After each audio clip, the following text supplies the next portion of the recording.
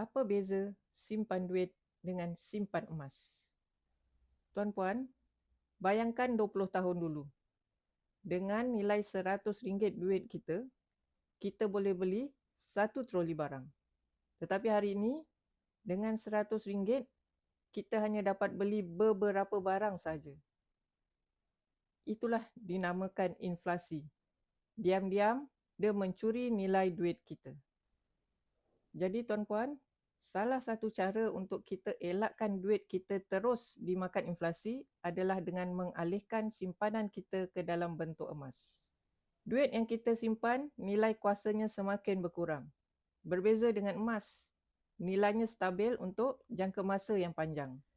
Sejarah 20 tahun yang lepas menunjukkan harga emas naik puratanya adalah 10% setahun. Jadi tuan-puan, simpan duit adalah untuk jangka masa pendek.